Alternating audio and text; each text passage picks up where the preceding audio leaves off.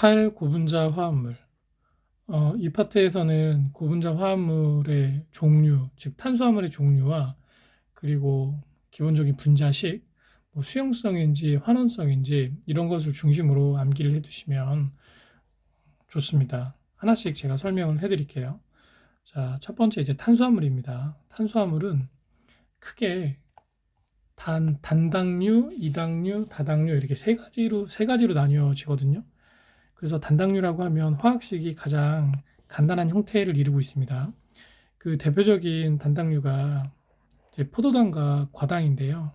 포도당이 가장 대표적인 그 단당류 중에 하나라고 볼 수 있고요.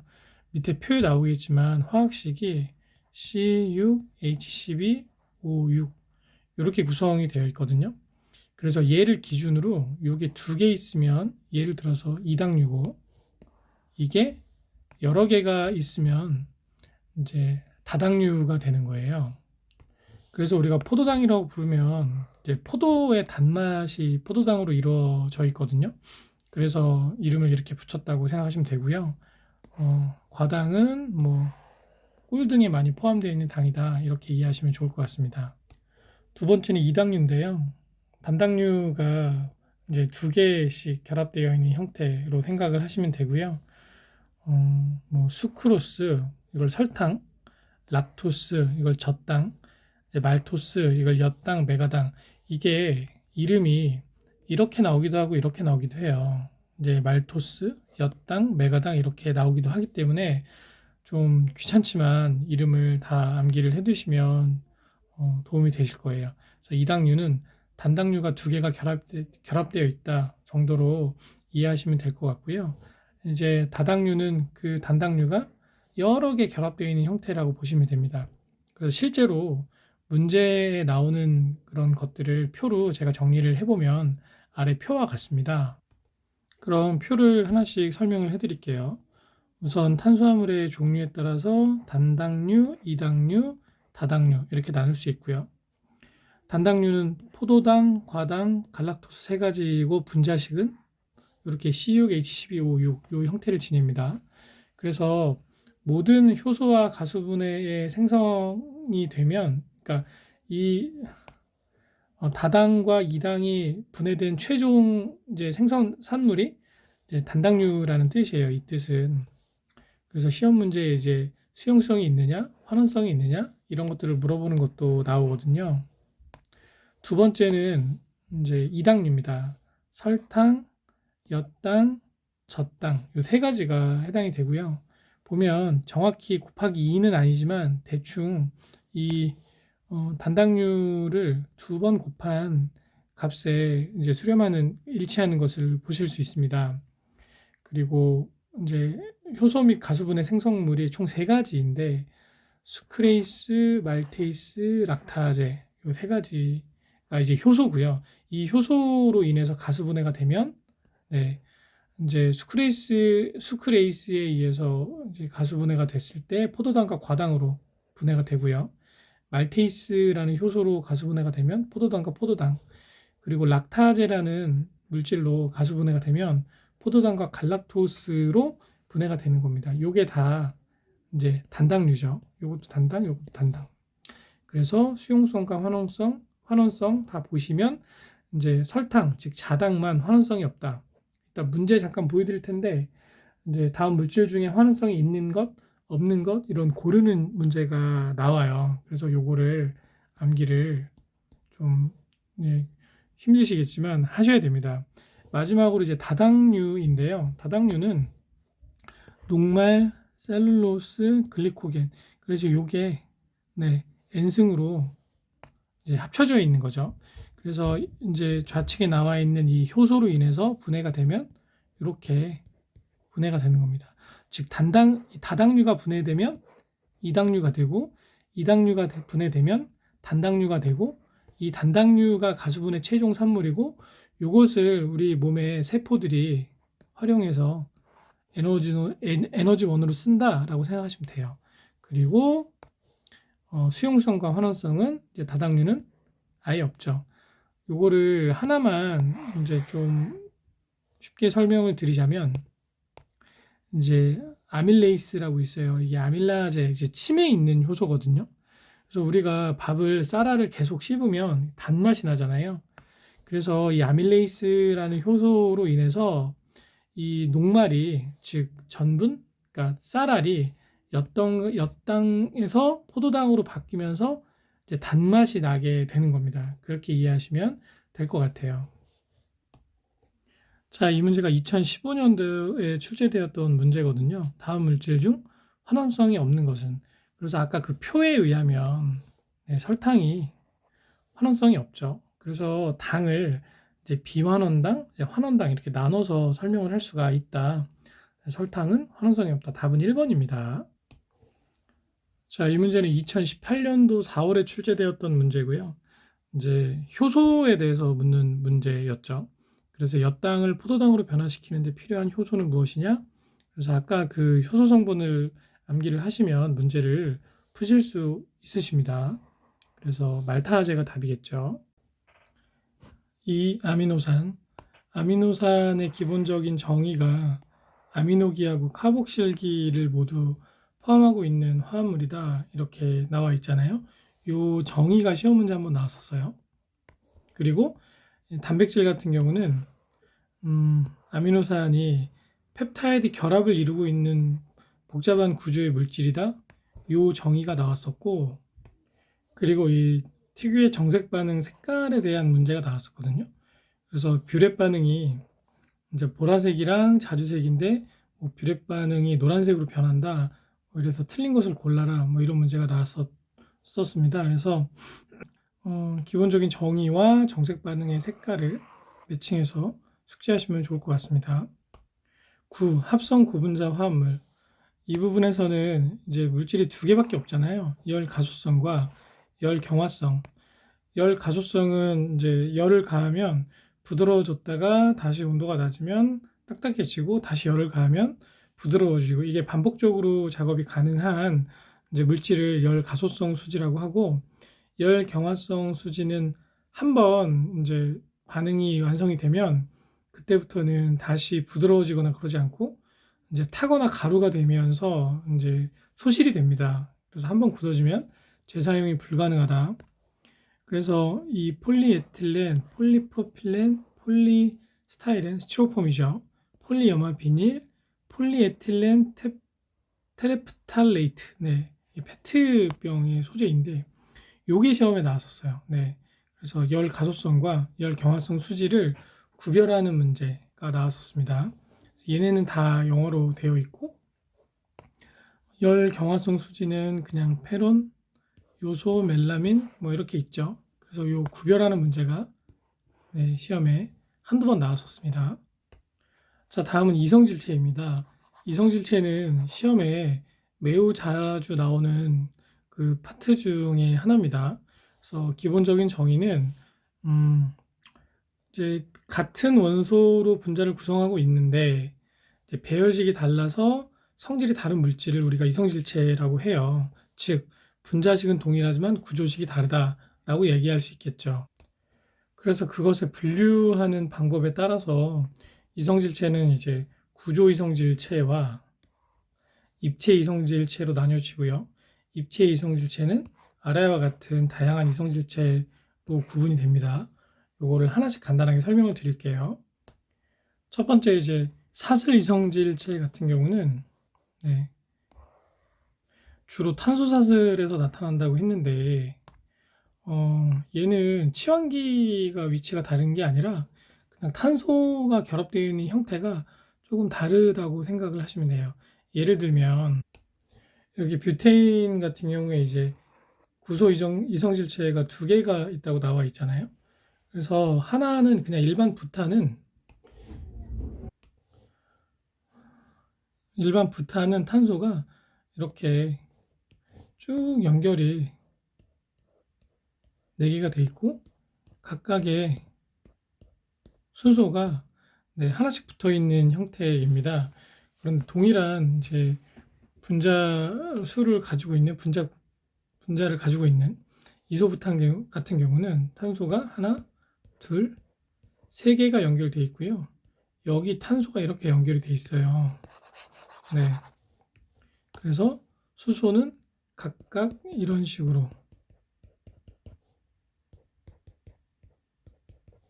연결이 되어 있습니다. 네. 그래서 기본적인 구성 요소는 동일하지만 구조식이 달라서 성질이 다르게 되는 거죠. 그런 것들을 이제 사슬 이성질체라고 하고요. 위치 이성질체 같은 경우는 대표적으로 이제 벤젠고리에서 치원기가 이렇게, 네, 이거 지난번에 올소 메타 파라 이렇게 했었잖아요.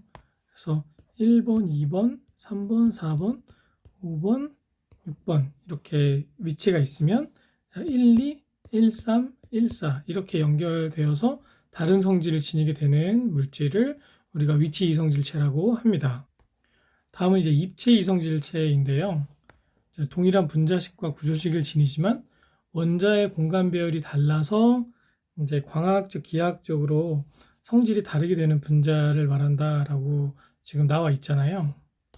그래서 대표적인 형태가 이제 기하 이성질체입니다. 그래서 얘는 이제 시스형과 트랜스형 두 가지로 나뉜다라고 지금 설명이 되어 있죠. 그래서 시스형은 치환기가 같은 방향, 트랜스형은 치환기가 대각선의 방향에 위치한다. 이렇게 얘기하면 좀 헷갈리니까 다음 장을 보시면서 또 설명을 드리겠습니다. 자, 이게 이제 다이클로로에틸렌의 구조식인데요. 이 시스형과 트랜스형에 따라서 좀 형태가 약간 다릅니다. 무슨 얘기냐면 말씀드린 것처럼 치환기가 지금 이제 수소 말고 요게 치환기죠. 염소가. 네. 원래 이 위치에 이제 수소가 있었던 거를 염소로 치환을 한 거잖아요. 네. 그래서 치환기가 동일한 방향에 위치하는 것을 우리가 이제 시스형이라고 하고, 시스형은 가로로 Z로 표시를 합니다. 그래서 Z 가로 열고 닫고는 1, 2 그리고 다이클로로 에테인 이렇게 이야기를 명명을 합니다. 자, 두 번째는 치환기가 대각선 방향에 위치하는 형태인데요. 이렇게 위치를 하게 되죠. 얘는 네, 이제 트랜스형은 또 2를 붙여서 동일한 이름으로 이렇게 부른다라고 하시면 돼요. 요거 시험 문제 나왔던 거 한번 보여드릴게요. 자, 그림을 보시면 첫 번째 나와 있는 것이 여기 좀 오타가 있네요. 네, 에테인입니다. 에틸렌이 아니라 죄송합니다. 에테인. 자, 그래서 11 다이클로로 에테인인데 이게 Z형과 E형 두 가지로 나뉘어요. 그래서 이 치환기가 이제 동일한 방향에 있을 경우에 우리가 시스형이라고 한다고 했잖아요. 그래서 표시할 때는 앞에 Z를 붙여줍니다. 반면에 이제 이 치환기가 대각선의 위치에 있을 경우에 자, 트랜스라 그래서 2를 붙여요. 그래서 이렇게 명명을 한다. 그러면 기출 문제를 한번 보시면서 또 확인을 시켜 드릴게요. 자, 이 문제는 2013년에 출제되었던 문제고요. 자, 동일한 물질이죠.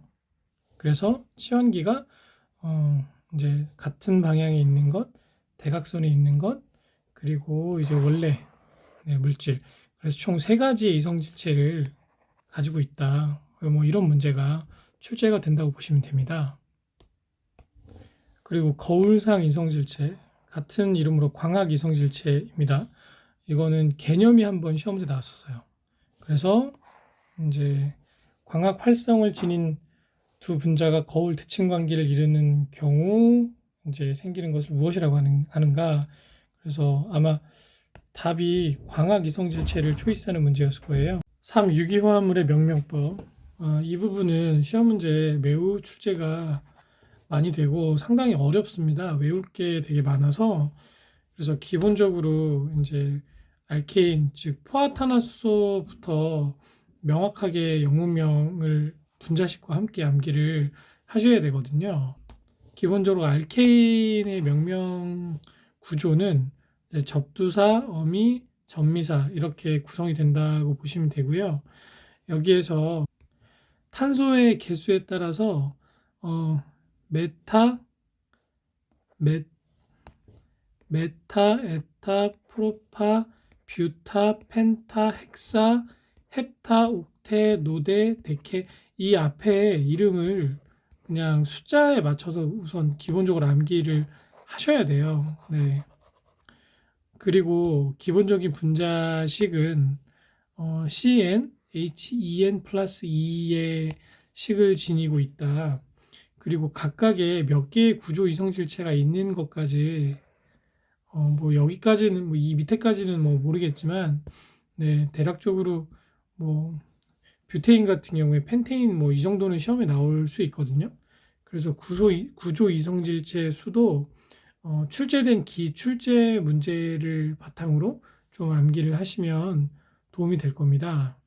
그래서 얘네들의 이름은 예전에는 메탄, 에탄, 프로판, 부탄, 펜탄 이렇게 불렀었는데 이것이 독일식 이름이라고 해서 그 이름을 이제 미국식 즉 기준명으로 바꾼 게 최근에 이제 메테인, 에테인, 뭐 프로페인, 뷰테인, 펜테인 이렇게 바꿨거든요.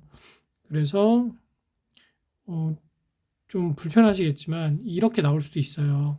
그래서 두 개 다 암기를 하시면 좀 더 좋을 것 같습니다. 여기 오타가 있죠. 프로페인인데 죄송합니다. 근데 문제는 이제 이런 기본적인 포화탄화수소 이름도 이름이지만 주로 시험에 나오는 것은 그 치환기가 이제 있을 때 그 다양한 치환기가 붙은 좀 복잡한 구조식을 주어주고 그것의 이름을 이제 어떻게 붙이는지 찾아라 이런 문제가 좀 어려워요. 그래서 수소 대신 붙는 치환기 명이 탄소가 몇 개이냐에 따라서 이것도 똑같이 메틸, 에틸, 프로필, N뷰틸, N펜틸 뭐 이런 식으로 붙거든요. 그래서 뭐 이 뒤에 것까지는 안 나온다 치더라도 보통 네, 얘나 얘가 많이 나오거든요. 그래서 탄소가 한 개일 때 메틸, 두 개일 때 에틸. 이게 메틸은 그 만화 그 메타몽 뭐 그런 거 있잖아요. 그래서 메타몽이 기본이잖아요. 그래서 메타라는 것이 가장 기본이 되는 네, 개수다. 그래서 한 개. 이렇게 암기하시면 조금 더 네, 쉽게 기억이 되지 않을까 싶습니다. 그래서 알킬기명까지 같이 암기를 숙지를 하시고 그 다음에 이제 이름을 붙일 수 있어요. 그래서 이렇게 쭉 이제 2, 3, 4, 5, 6, 7을 이렇게 이제 붙이는 방법이 나오는데 그 방법을 이용해서 실제로 어떤 식으로 명명을 하는지를 보여드릴게요. 자, 다음과 같은 구조식을 지닌 화합물질이 있는데 아유팩의 명명 기준으로 이름을 이제 붙이라고 나왔어요. 그러면 이럴 때는 자, 첫 번째 스텝이 이제 주사슬을 찾는 겁니다. 그래서 주사슬은 가장 긴 사슬이 주사슬이라고 보시면 돼요. 그래서 이렇게 쭉 연결된 지금 사슬이 가장 길죠. 그래서 얘가 주사슬이 되는 겁니다. 여기서 시작해서 자, 여기서 끝나죠. 그리고 이제 주사슬을 기준으로 번호를 매긴 후에 몇 번째 번호에 이제 치환기가 붙었는지를 확인을 하는 거예요.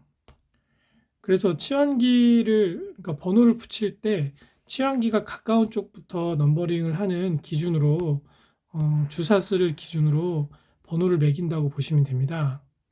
그래서 치환기가 여기 있으니까 1, 2, 3, 4, 5 이렇게 붙었죠. 그쵸? 그리고 치환기가 어디에 붙었냐면 자 여기 하나 붙었고요. 여기 하나 붙었습니다. 그러면 치환기 명 중에 CH3는 메틸이라고 한다고 했죠. 그쵸? 그리고 요게 이제 두 개가 붙어 있으니까 두 개 붙었을 때는 이게 다입니다. 세 개는 트라이고, 네. 그래서 두 개 붙었기 때문에 이제 다이메틸이 되는 겁니다. 그래서 이제 이름을 쓸 때는 자, 두 번째, 세 번째 메틸기가 두 개 붙은 펜테인이다. 펜테인이라는 거는 탄소가 하나, 둘, 셋, 넷, 다섯 개잖아요. 예, 그럴 때는 펜테인이라고 부른다고 했죠. 그러니까 얘는 기본적으로 펜테인인 겁니다. 얘는 기본적으로 펜테인인데 두 번째와 세 번째의 치환기가 메틸기로 두 개가 붙은 펜테인이다. 이렇게 명명을 하는 겁니다. 네, 쉽지 않죠.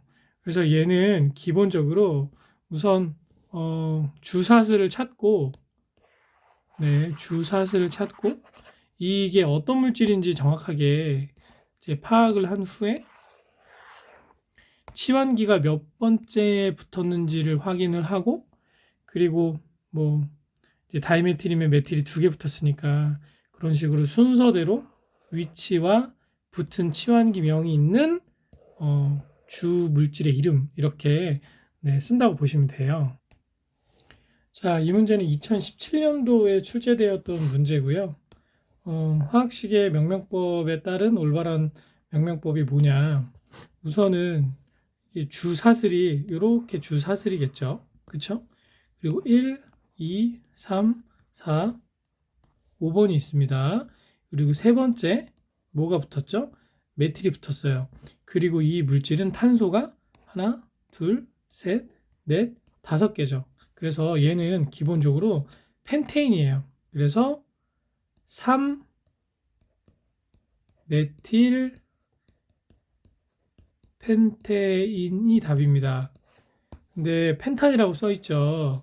이게 이제 예전에 사용했던 그 표현법이라고 했습니다. 그래서 펜테인이 펜탄과 같은 네, 뜻입니다. 그래서 이런 식으로 이제 명명법을 물어보는 문제가 나왔었어요. 그래서 이런 방식으로 기본적인 알케인의 명명법을 숙지를 하시면 뒤에 나오는 알켄이나 알카인의 명명법도 이게 전미어만 좀 다르고 유사한 형태로 이름을 붙입니다. 그래서 이해하시기 좀 쉬울 거예요. 그래서 좀 어렵지만 알케인의 명명법을 확실하게 암기하고 숙지하고 넘어가셔야 됩니다. 두 번째, 할로젠화 알킬입니다. 얘는 할로겐 물질로 이제 수소가 하나가 치환된 그런 형태의 네, 물질이라고 보시면 됩니다. 그래서 할로겐 물질이 뭐 플루오린, 뭐 염소, 브롬, 뭐 요드 이렇게 있잖아요. 그래서 이 영어명을 통해서 이름을 바꿔 부른다라고 보시면 돼요. 예시를 한번 보실게요. 자, 얘는 원래 이렇게 되어 있죠. 얘를 우리가 이제 메테인이라고 부르지 않습니까? 네. 그런데 탄소가 이렇게 수소 4개가 이렇게 돼 있는 상태에서 요 하나가 날아가고 이 자리에 염소가 온 거예요. 이럴 때는 보통 화학식을 부를 때 이제 관용적 표현은 조금 뭐 예외가 있지만 뒤에 거 이름 화, 앞에 거 이렇게 부르는 게 이제 기본적인 원칙입니다. 그래서 염소가 영어로 클로로잖아요. 그래서 클로린. 그래서 클로로 메테인. 네. 클로로 메테인이다. 이렇게 부르고요. 밑에 예시 보면 이제 여기 클로로가 두 개잖아요. 두 개일 땐 다이입니다. 다이.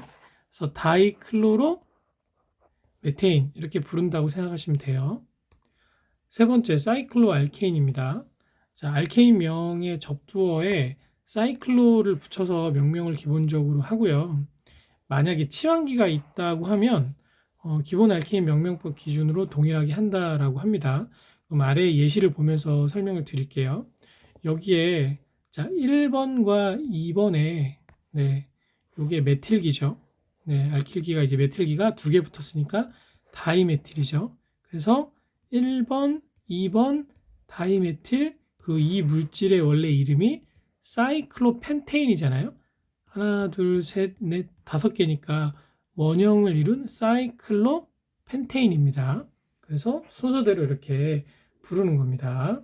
만약에 이 물질이 1번, 2번이 아니라 이렇게 3번에 네, 요 메틸기가 붙어 있다. 얘가 없고 그러면 1, 3 다이메틸 사이클로펜테인이 되겠죠. 이런 식으로 부르는 겁니다. 자, 다음은 알켄과 알카인의 명명법입니다. 기본적으로 알카인 명명법과 이제 동일하고요. 알켄은 전미어로 N을 쓰고 알카인은 전미어로 I를 써서 명명을 한다고 나와 있어요. 그래서 알켄은 N 이렇게, 알카인은 아인. 이렇게. 그리고 2중, 3중 모두 있을 경우에 이렇게 두 개 다 써서 명명을 한다라고 나와 있는데요. 밑에 설명을 좀 보실게요. 우선 그렇게 전미열을 붙이는 것을 기본으로 하고, 자, 탄소 사슬이 2중이나 3중 결합을 포함하도록 하면서 이제 다중 결합이 원자의 번호가 이제 작도록 기본 사슬을 우선 정합니다. 그리고 이제 가지 달린 탄소의 번호가 최소하게 되도록 한다. 이거는 뭐 같은 얘기죠. 아까 알케인의 이름 붙이는 방법이랑.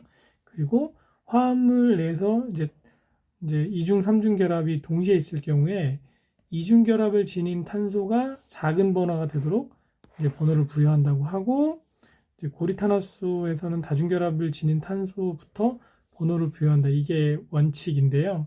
한번 시험 문제 나왔던 것을 보여드리고 설명을 좀 해드릴게요. 자, 우선 위에서 나와 있는 이제 화학식을 보면, 네, 여기에는 이제 치환기는 붙어 있지 않은 상태이고, 요게 그냥 주 사슬이 되는 겁니다. 근데 이중결합이 있죠. 그래서 전미여가 요 ENEN 이 붙은 게 맞습니다. 그런데 여기서 주 사슬을 이루고 있는 탄소수가 몇 개인지 확인해 보면 1개, 2개, 3개, 4개죠. 그래서 이렇게 시작하는 그 이름이 맞아요. 그리고 이제 이중결합 같은 경우에 2개가 있으니까 이제 다이가 붙어야죠. D-I-E-N-E가 붙은 게 맞습니다. 그리고 이제 이중결합의 위치를 확인을 해줘야 되거든요. 그래서 이중결합의 위치가 첫 번째 결합과 세 번째 결합에 있다. 그래서 첫 번째와 세 번째 탄소가 4개가 붙은 타디엔, 네, 이중결합이 있는 물질이다라고 명명을 할 수가 있겠죠. 그래서 답이 이렇게 하면 3번이 되는 겁니다. 그리고 더 알아보기에 보면 이제 기본적으로 톨루엔에 관한 구조식이 지금 나왔잖아요. 근데 이제 치환기 종류가 다른 경우는, 네, 이 치환기의 위치에 따라서 이렇게 여기가 지금 1번, 2번, 3번 있으면 3번, 요게 나이트로라는 이름의 치환기입니다. 그래서 이제 톨루엔인데 세 번째에 나이트로가 붙은 톨루엔이다. 여기는 1, 2, 3, 4죠. 네 번째에 나이트로가 붙은 톨루엔이다. 이렇게 표시할 수 있다는 것을 좀 이해하시면 좋을 것 같습니다. 자, 그래서 유기화합물 같은 경우에 일반적으로 이제 물리적 성질은 대부분 녹는 점과 끓는 점이 낮고 잘 이제 그러니까 휘발성이 되게 큰 특징을 지니고 있습니다.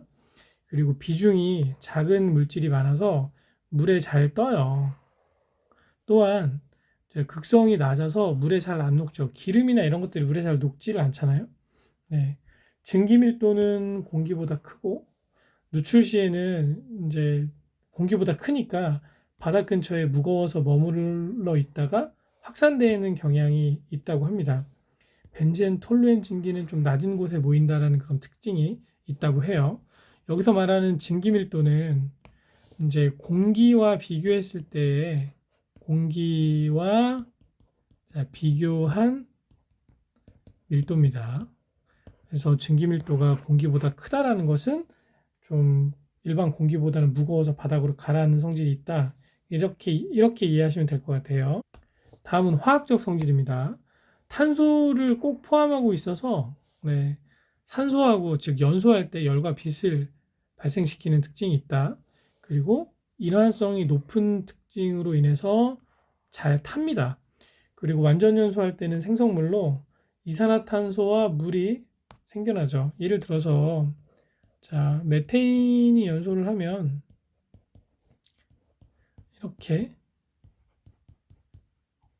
이렇게 되죠. 그래서 이산화탄소와 물이 생성이 되잖아요. 네, 개수가 여기가 이제 2가 되겠죠. 이런 식으로 완전 연소했을 때 네, 이산화탄소와 물이 생성된다. 일부는 자기 반응성이 있다. 스스로 네, 폭발하거나 불이 붙는 그런 경우도 있다라고 이해하시면 되고요. 불포화 방향족 화합물은 연소 시에 끄름이 많다. 불꽃이 황색을 띠는 경향이 있다. 그래서 이런 물리적 특징과 화학적 특징을 숙지를 해두시면 좋습니다. 2번 유기화합물의 연소 특성 및 폭발성. 예전에는 이제 뒤쪽에서 이제 연소 특성이나 이런 게 이제 나왔었는데, 이게 새로 이제 출제 기준으로 편입이 되어서 앞쪽에 먼저 한번 이제 다뤄지는 걸로 이해하시면 좋을 것 같아요. 자, 연소의 3요소를 우리가 가연물, 산소, 이제 점화원이라고 합니다. 그래서 이 3요소가 갖춰지면 열이 발생하는 반응으로 인해서 주변 가연물로 이제 연쇄 확산 및 화재가 확대되는 특징을 지니고 있다. 자, 그러면 이제 연소할 때 자주 언급되는 인화점, 착화점, 연소점이 어떤 차이가 있는지 설명을 드리겠습니다. 우선 인화점은 이제 점화원이 존재할 때 가연성 증기가 불이 붙는 최저 온도라고 보면 돼요. 인화점이 낮을수록 실온에서 연소 위험이 상승하겠죠. 왜냐하면 낮은 온도에서도 불이 붙을 수 있으니까 그렇게 이해하시면 되고요. 착화점은 우리가 발화점이라고도 하는데, 자, 외부 점화원 없이 스스로 불이 붙는 최저 온도라고 합니다. 그러니까 불꽃을 대지 않고 그냥 주변이 뜨거워져도 불이 붙는 온도라고 생각하시면 좀 더 이해가 쉽게 되실 겁니다. 인화점은 불꽃이 있을 때 불이 붙는 이제 최저 온도고, 착화점은 불꽃이 없어도 스스로 뜨거워졌을 때 불이 붙는 온도라고 생각하시면 돼요. 연소점은 이제 계속 연소 상태가 유지될 수 있는 최저 온도를 우리가 연소점이라고 합니다. 그래서 각 물질들마다 연소의 범위가 좀 다릅니다. 네, 이거는 물질의 고유의 특성으로 숙지하시면 좋을 것 같아요. 시험 문제에 요 크기를 묻는 문제가 좀 많이는 아니고 이제 한두 번씩 나왔습니다. 그래서 요거를 숙지를 해두시면 좋겠습니다. 자, 아래는 주요 유기화합물의 특성으로 화학식과 비점, 인화점, 반화점 뭐 이런 거 쭉 이렇게 표로 명시를 했는데, 이거를 사실 다 외우긴 너무 어렵죠. 근데 이게 시험 문제에 주요 물질 중심으로 나와요. 그래서 요거는 추후에 이제 기출문제 보시면서 제가 문제 중심으로 어떻게 나왔는지 설명드리고 이제 풀어드리도록 하겠습니다.